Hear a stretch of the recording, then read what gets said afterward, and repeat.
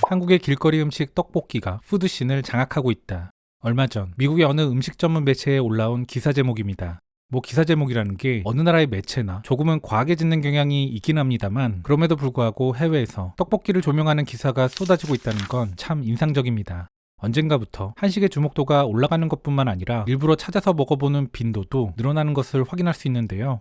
한식진흥원에서 발행하는 해외 한식 소비자 조사에 따르면 세계인들의 한식 유경험 비율은 매년 증가 추세입니다. 이젠 한식 경험 비율이 67%까지 올라온 것을 확인할 수 있는데요. 고무적인 부분은 한식에 대한 만족도도 높아지고 있다는 겁니다. 이는 결국 한식당의 증가도 가져오고 있습니다. 일례로 호주는 2020년 기준 멜버른에만 한식당이 198개 영업하고 있다고 하는데요. 이는 2014년 대비 2배 증가한 숫자입니다. 이런 상황에서 한식에 대한 관심이 비빔밥, 불고기 등을 넘어 더 다양한 음식으로 세분화되어 가는 것은 당연한 수순일 겁니다. 떡볶이에 대한 관심과 유행도 그러한 현상을 보여주는 일단이라는 생각입니다. 오늘은 이 떡볶이를 다룬 얼마 전 발행된 미국 NBC 뉴스의 기사를 가져와 봤습니다. 그 제목은 떡볶이가 장악하다. 미국의 다음번 음식에 대한 집중적인 관심은 한국의 컴포트 푸드 끝판왕이다. 참고로 컴포트 푸드라는 말은 직역하면 편안한 음식인데요. 이전에도 한번 소개드린 바 있지만 이는 쉽게 접할 수 있으면서도 추억을 부르는 감성적인 음식, 이 정도의 뉘앙스를 갖고 있습니다.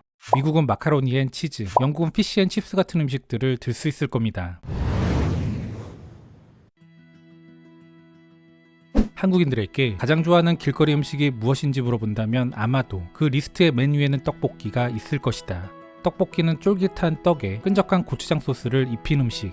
이제 이 요리는 확대된 한국의 대중문화에 대한 접근성과 결합해 미국에서 주목받고 있다.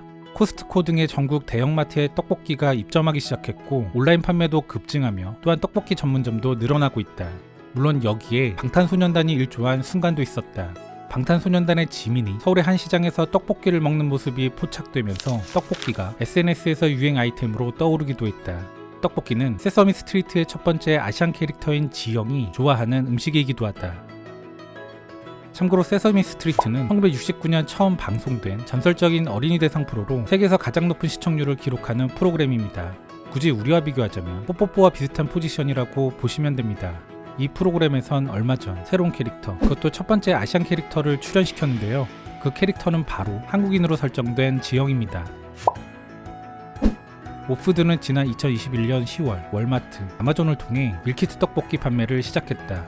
그런데 매출액이 지난해보다 무려 450%나 증가했다. 오푸드의 저스틴 박 대표는 MBC 뉴스와의 인터뷰에서 다음과 같이 말한다.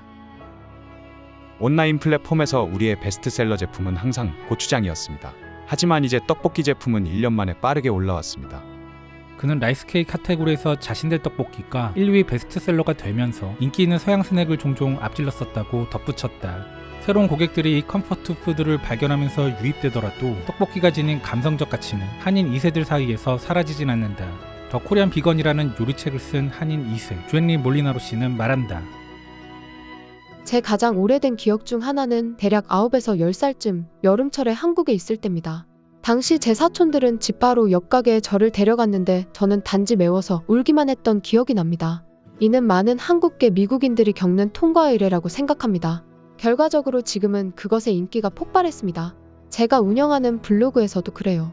사람들은 떡볶이 레시피를 인쇄하곤 한국 식료품점에 가져가서 이걸 만들고 싶어요 라고 말하곤 했습니다. 한식은 그동안 오랫동안 서양인들에게 꾸준히 그 인지도를 높여왔다.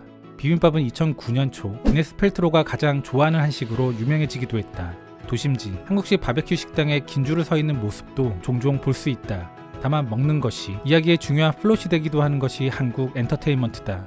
이런 한국 엔터테인먼트의 세계적인 확산은 결과적으로 한국식 프라이드 치킨과 K-BBQ를 넘어 한국 음식에 대한 관심을 가속화하는 데 도움이 되었다. 기생충의 짜파구리 사례를 한번 떠올려보라. 그리고 넷플릭스는 한국 음식쇼와 드라마를 세계적인 센세이션으로 만들었다. 한식으로 미슐랭 스타를 얻은 김훈 셰프는 말한다. 한국 음악과 K-팝 그리고 한국 드라마와 한국 영화 등 한국 문화에 붐이 있는 게 지금입니다. 그래서 이젠 한식이 힙하고 멋있으며 도전해볼 만한 것으로 받아들여지고 있습니다. 이전엔 한식을 한 번도 먹어본 적이 없지만 방탄소년단을 사랑하고 영화 기생충을 좋아하는 사람들이라면 한식을 맛보기가 훨씬 쉽습니다. 김씨는 뉴욕시의 프리미엄 식품 매장인 리틀 반찬 샵에서 떡볶이 밀키트를 판매한다. 한때 궁중에서 진미로 제공되었던 원통형 관 모형의 이 떡은 그 역사가 한국의 조선시대로까지 거슬러 올라간다. 전통적으로 초기의 떡볶이는 간장 그리고 소고기와 함께 요리됐다. 19세기 요리책 시의 전서에 처음으로 기록된 것으로 여겨지는데 현대의 형태는 삶은 달걀, 어묵이 첨가됐고 이와 함께 결정적으로 붉고 끈적거리는 고추장이 첨가돼 달콤한 형태로 진화했다. 그리고 이러한 새로운 혁신이 새로운 맛을 가져다줌에 따라 떡볶이도 변화하고 있다. 뉴욕의 마녀떡볶이 레스토랑은 대중들에게 더 다양한 선택권을 제공함으로써 떡의 성장하는 매력에 베팅하고 있다. 이 레스토랑은 2022년 12월 첫 번째 매장을 열었고 이후 계속해서 매장을 추가하고 있다. 메뉴에는 고구마에서 밀, 옥수수에 이르기까지 다양한 재료를 사용한 떡과 함께 로제, 까르보나라와 같은 색다른 소스들이 있는 게 돋보인다. 떡은 요끼처럼 짧은 것에서부터 중간 크기와 길고 가는 것까지 여러 형태다. 손님들은 뷔페에서 채소를 비롯한 여러 재료를 선택하고 옆 테이블에서 조리한다. 마녀떡볶이 김재리 본부장은 말한다. 미국에서는 이런 컨셉이 처음이라 젊은 세대들이 좋아하는 것 같습니다. KBBQ 무한리필 식당은 비교적 많지만 미국인들은 매운 떡 같은 건 먹어본 적이 없어요. 2015년 LA에 문을 연 매콤한 한식 컴포트 푸드 전문점인 엽떡은 자신의 떡볶이를 인기 있는 챌린지로 만들었다. 사람들은 매운 청양고추나 그보다 더 매운 땡초를 사용한 떡볶이에 도전한다. 엽떡은 원래 한국에서 프랜차이즈 레스토랑으로 유명하며 대규모 확장을 통해 바다를 건넜다. 이 프랜차이즈는 전 세계적으로 500개 지점을 보유하고 있다. 이는 떡볶이의 잠재력을 잘 보여주는 사례다. 과거 떡이 서구 사회에 받아들여지기 힘들다는 이유로 치아에 달라붙는다는 걸 꼽았었죠.